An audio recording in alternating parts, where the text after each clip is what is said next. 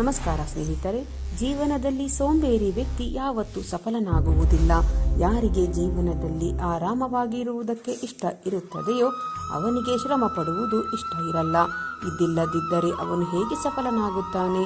ಅದಕ್ಕೆ ನೀವೇನಾದರೂ ಕೆಲಸ ಮಾಡಬೇಕು ಅಂತ ಇದ್ದರೆ ಈ ಕ್ಷಣದಿಂದಲೇ ಸೋಂಬೇರಿತನವನ್ನು ತ್ಯಾಗ ಮಾಡಿ. ನಿಮ್ಮ ಕೆಲಸವನ್ನು ಯಾವತ್ತೂ ನಾಳೆಗೆ ಇಡಬಾರದು. ಏಕೆಂದರೆ ಆ ವ್ಯಕ್ತಿ ಈ ಸಮಯದ ಮಹತ್ವಪೂರ್ಣತೆಯನ್ನು ತಿಳಿಯದೆ ಅದನ್ನು ವ್ಯರ್ಥವಾಗಿ ಹಾಳು ಮಾಡಿಕೊಳ್ಳುತ್ತಾನೆ. ಕೊನೆಯಲ್ಲಿ ಅವನ ಹತ್ತಿರ ಏನು ಮಾಡಲು ಸಮಯವೇ ಉಳಿಯುವುದಿಲ್ಲ. ಯಾವುದೇ ವ್ಯಕ್ತಿ ತನ್ನ ಜೀವನದಲ್ಲಿ ಸಫಲವಾಗದೇ ಇರುವುದಕ್ಕೆ ಎಲ್ಲಕ್ಕಿಂತ ಮುಖ್ಯವಾದ ಕಾರಣ ಇರುತ್ತದೆ. ಅದುವೇ ತನ್ನಲ್ಲಿ ಭರವಸೆ ಇಲ್ಲದೆ ಇರುವುದು. ಜೀವನದಲ್ಲಿ ಅದೇ ವ್ಯಕ್ತಿ ಸಫಲನಾಗುತ್ತಾನೆ ಯಾರಿಗೆ ತನ್ನ ಮೇಲೆ ಭರವಸೆ ಇರುತ್ತದೆಯೋ ಅವನು. ಯಾವ ವ್ಯಕ್ತಿಗೆ ತನ್ನ ಮೇಲೆ ಭರವಸೆ ಇರುವುದಿಲ್ಲವೋ ಅವನು ಯಾವತ್ತೂ ಸಫಲನಾಗುವುದಕ್ಕೆ ಆಗಲ್ಲ. ಒಂದು ಸಾರಿ ದಾನವೀರ ಕರ್ಣ ಶ್ರೀಕೃಷ್ಣನಿಗೆ ತನ್ನ ನೋವಿನ ಬಗ್ಗೆ ಹೇಳುತ್ತಾನೆ. ಹೇ ಪರಮಾತ್ಮ, ಯಾವಾಗ ನಾನು ಹುಟ್ಟಿದೆನೋ ಆಗ ನನ್ನ ತಾಯಿ ನನ್ನನ್ನು ತ್ಯಾಗ ಮಾಡಿದರು. ಇದರಲ್ಲಿಯೂ ನನ್ನ ಯಾವ ಅಪರಾಧವಿತ್ತು? ದ್ರೋಣಾಚಾರ್ಯರು ಅವರು ನನಗೆ ಶಿಕ್ಷಣ ಕೊಡುವುದಕ್ಕೂ ನಿರಾಕರಿಸಿದರು. ಏಕೆಂದರೆ ಅವರು ನನಗೆ ಕ್ಷತ್ರಿಯ ಅಂತ ಒಪ್ಪುತ್ತಿರಲಿಲ್ಲ. ಇದರಲ್ಲೂ ನನ್ನ ಯಾವ ಅಪರಾಧವಿದೆ? ಮತ್ತೆ ದ್ರೌಪದಿ ಸ್ವಯಂವರದಲ್ಲೂ ನನ್ನ ಅವಮಾನ ಮಾಡಿದರು. ಏಕೆಂದರೆ ನಾನು ಮಹಾರಾಜರ ಪರಿವಾರದವನು ಅಲ್ಲ ಅಂತ. ಇದಕ್ಕೆ ಉತ್ತರ ಕೊಟ್ಟು ಶ್ರೀಕೃಷ್ಣ ಹೇಳುತ್ತಾನೆ, ಹೇ ಕರ್ಣ, ಸ್ವಲ್ಪ ಗಮನ ಇಟ್ಟು ಕೇಳು. ಯಾವಾಗ ನನ್ನ ಜನ್ಮ ಆಯಿತು ಆಗ ನಾನು ಕಾರಾಗೃಹದಲ್ಲಿದ್ದೆ. ಮತ್ತೆ ನಾನು ಹುಟ್ಟಿದ ತಕ್ಷಣ ನನ್ನ ಮೃತ್ಯು ನನ್ನ ಪ್ರತೀಕ್ಷೆ ಮಾಡುತ್ತಿತ್ತು. ಯಾವ ರಾತ್ರಿ ನನ್ನ ಜನ್ಮ ಆಯಿತೋ ಅದೇ ರಾತ್ರಿ ನನ್ನ ತಂದೆ ತಾಯಿಯಿಂದ ಬೇರೆ ಆಗಬೇಕಾಯಿತು. ನಾನು ಚಿಕ್ಕವನಿದ್ದಾಗ ನನ್ನ ಮೇಲೆ ಮಾರಣಾಂತಿಕ ಹಲ್ಲೆ ನಡೆಯಿತು. ನನ್ನನ್ನು ಸಾಯಿಸುವುದಕ್ಕೆ ಪದೇ ಪದೇ ಪ್ರಯತ್ನಪಟ್ಟರು. ಬಾಲ್ಯದಲ್ಲಿ ನನ್ನ ಹತ್ತಿರ ಯಾವುದೇ ಶಿಕ್ಷಣ ಇರಲಿಲ್ಲ, ಬಂಗಲೆ ಇರಲಿಲ್ಲ, ಗುರುಕುಲನೂ ಇರಲಿಲ್ಲ, ಮತ್ತೆ ಯಾವ ದೊಡ್ಡ ವಿಶಾಲ ಸೈನ್ಯವೂ ಇರಲಿಲ್ಲ. ಆದರೆ ಆಗಲೂ ನನ್ನ ಮಾಮ ಅವರು ಎಲ್ಲಕ್ಕಿಂತ ದೊಡ್ಡ ಶತ್ರು ಅಂತ ಒಪ್ಪಿದ್ದರು.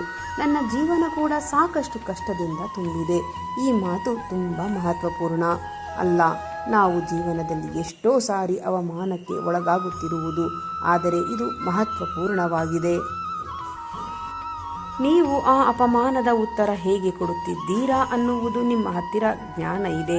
ಅದನ್ನು ನೀವು ಬಳಸಿ ಮತ್ತು ಇದೆಲ್ಲ ಕಷ್ಟಗಳನ್ನು ದಾಟಿ ಹೇಗೆ ಮುಂದೆ ಸಾಗುತ್ತೀರಾ ಅನ್ನುವುದು ತುಂಬ ಮಹತ್ವಪೂರ್ಣ. ಯಾವಾಗ ಕೆಲವು ಪುಸ್ತಕಗಳಿಂದ ಏನೂ ಕಲಿಯುವುದಕ್ಕೆ ಸಿಗುವುದಿಲ್ಲವೋ ಆಗ ಕೆಲವು ಸ್ವಾರ್ಥಿ ಜನಗಳಿಂದ ತುಂಬ ಕಲಿಯುವುದಕ್ಕೆ ಸಿಗುತ್ತದೆ. ತಪ್ಪು ಅದೇ ವ್ಯಕ್ತಿಯಿಂದ ಆಗುತ್ತದೆ.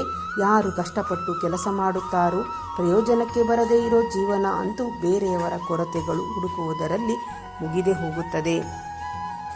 ಜೀವನದಲ್ಲಿ ಮಾತನಾಡುವುದನ್ನು ಕಲಿಯಿರಿ.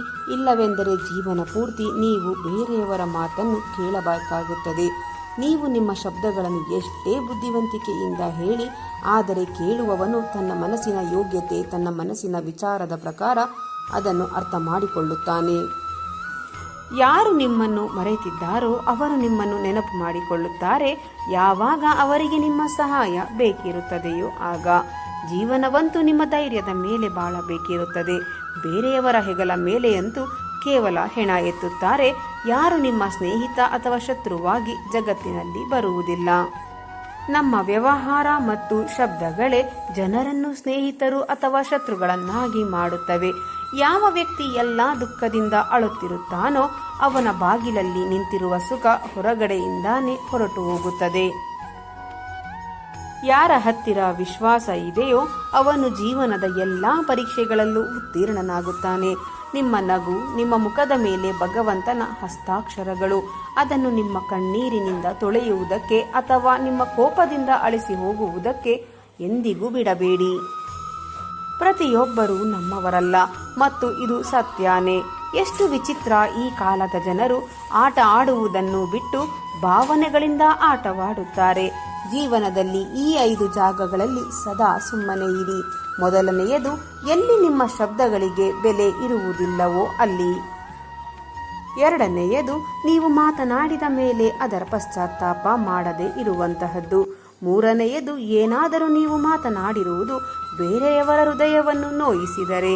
ನಾಲ್ಕನೆಯದು, ಕೋಪದಲ್ಲಿ ಇದ್ದಾಗ, ಏಕೆಂದರೆ ಕೋಪದಲ್ಲಿ ಜನ ಏನು ಯೋಚನೆ ಮಾಡದೆ ಹೇಳುತ್ತಾರೆ. 5ನೇಯದು, ಎಲ್ಲಿ ನಿಮ್ಮ ಬುದ್ಧಿವಂತಿಕೆಯ ಅನುಸಾರ ಯಾರೂ ಕೇಳುವುದಿಲ್ಲವೋ ಆಗ. ನಿಮಗೂ ಕಷ್ಟ ಆಗುತ್ತಿದ್ದರೆ ಆಗ ಅರ್ಥ ಮಾಡಿಕೊಳ್ಳಿ, ನಿಮ್ಮ ಆತ್ಮದಲ್ಲೂ ಪರಮಾತ್ಮ ಇದ್ದಾನೆ ಅಂತ. ಕೇವಲ ನೆಮ್ಮದಿ ಹುಡುಕಿ ಅವಶ್ಯಕತೆಗೆ ಎಂದಿಗೂ ಪೂರ್ತಿಯಾಗುವುದಿಲ್ಲ. ಜೀವನದಲ್ಲಿ ಎಲ್ಲ ಜಗಳಗಳು ಆಸೆಗಳದ್ದು. ಇಲ್ಲಿ ಯಾರಿಗೂ ದುಃಖನೂ ಬೇಡ, ಮತ್ತೆ ಯಾರಿಗೂ ಕಡಿಮೆನೂ ಬೇಡ. ಯಾರ ಉದ್ದೇಶ ಸದಾ ಸ್ಪಷ್ಟವಾಗಿರುತ್ತದೆಯೋ ಸಾಕಷ್ಟು ಸಾರಿ ಜನ ಅವನದ್ದೇ ವಿರುದ್ಧ ಇರುತ್ತಾರೆ. ಯಾರು ನಮ್ಮಿಂದ ಬೇಸರಗೊಂಡು ಸಾಕಾಗಿರುತ್ತಾರೋ ಅವರನ್ನು ಬಿಟ್ಟು ಬಿಡಿ, ಏಕೆಂದರೆ ಒಬ್ಬರಿಗೆ ಭಾರವಾಗಿರುವುದಕ್ಕಿಂತ ನೆನಪಾಗಿರುವುದೇ ಒಳ್ಳೆಯದು. ಸುಳ್ಳಿನ ಕೊಂಡಾಟಿಕೆಗೆ ತುಂಬಾ ದಿನಗಳವರೆಗೆ ಇರುವುದಿಲ್ಲ. ಸತ್ಯ ಒಂದೇ ಕೊನೆಯ ತನಕ. ಜೀವನದಲ್ಲಿ ಪ್ರತಿಯೊಂದು ಅವಕಾಶದ ಲಾಭವನ್ನು ಪಡೆಯಿರಿ, ಆದರೆ ಬೇರೆಯವರ ಒತ್ತಾಯದ ಸಂದರ್ಭವನ್ನು ಬಿಟ್ಟು ಬಿಡಿ. ಜೀವನ ಅವಕಾಶವನ್ನು ಕೊಡುತ್ತದೆ, ಅದೇ ರೀತಿ ಮೋಸವನ್ನು ಕೊಡುತ್ತದೆ. ಇವತ್ತಿನ ಕಾಲದಲ್ಲಿ ಸುಖವಾಗಿರಬೇಕು ಅಂತ ಅಂದರೆ ಆಗ ಸ್ವಾರ್ಥಿಯಾಗಿರಬೇಕು. ಇದನ್ನು ನಾವಲ್ಲ, ಈ ಯುಗದ ನಿಜವಾದ ವಾಸ್ತವಿಕತೆಯೇ ಹೇಳುತ್ತದೆ. ಯಾರು ನಮ್ಮ ಭಾವನೆಗಳಿಗೆ ಮರ್ಯಾದೆ ಕೊಡುವುದೆಲ್ಲವೋ ಅವರ ಹಿಂದೆ ಹುಚ್ಚರಾಗುವುದು ಪ್ರೀತಿಯಲ್ಲ, ಮೂರ್ಖತನ. ಗಾಳಿಗಳೇ ವಾತಾವರಣದ ದಿಕ್ಕನ್ನು ಬದಲಾಯಿಸಬೇಕಾದರೆ ಆಶೀರ್ವಾದಗಳು ಖಂಡಿತವಾಗಿಯೂ ಕಷ್ಟದ ಸಮಯವನ್ನು ಬದಲಿಸುತ್ತವೆ. ಯಾವುದು ಹೃದಯದಲ್ಲಿ ಇದೆಯೋ ಅದನ್ನು ಹೇಳುವ ಧೈರ್ಯ ಇಡಿ. ಯಾವುದು ಬೇರೆಯವರ ಹೃದಯದಲ್ಲಿ ಇದೆಯೋ ಅದನ್ನು ಅರ್ಥ ಮಾಡಿಕೊಳ್ಳುವ ನೋಟ ಇಡಿ. ಸಂಬಂಧಗಳು ಯಾವತ್ತೂ ಮುರಿಯುವುದಿಲ್ಲ. ಸ್ನೇಹಿತರೆ, ಇಂದಿನ ಈ ನನ್ನ ವಿಡಿಯೋ ನಿಮ್ಮ ಮನಸ್ಸಿಗೆ ಸ್ವಲ್ಪವಾದರೂ ಪ್ರೇರಣೆ ನೀಡಿದರೆ ವಿಡಿಯೋಗೆ ಒಂದು ಲೈಕ್ ಮಾಡಿ, ಶೇರ್ ಮಾಡಿ. ನಿಮ್ಮ ಅಭಿಪ್ರಾಯವನ್ನು ಕಾಮೆಂಟ್ ಬಾಕ್ಸ್ನಲ್ಲಿ ಹಂಚಿಕೊಳ್ಳಿ. ನನ್ನ ಪ್ರಯತ್ನ ನಿಮಗೆ ಇಷ್ಟವಾಗಿದ್ದರೆ ದಯವಿಟ್ಟು ಈಗಲೇ ನನ್ನ ಚಾನಲನ್ನು ಸಬ್ಸ್ಕ್ರೈಬ್ ಮಾಡಿಕೊಳ್ಳಿ. ಮತ್ತೆ ಮುಂದಿನ ವಿಡಿಯೋದಲ್ಲಿ ಇದೇ ರೀತಿಯ ಹೊಸ ಮೋಟಿವೇಶನಲ್ ಮಾಹಿತಿಯೊಂದಿಗೆ ಭೇಟಿಯಾಗೋಣ. ಅಲ್ಲಿಯವರೆಗೆ ಸಕಾರಾತ್ಮಕವಾಗಿ ಯೋಚಿಸಿ ಸಂತೋಷವಾಗಿ ಬಾಳಿರಿ. ಧನ್ಯವಾದಗಳು.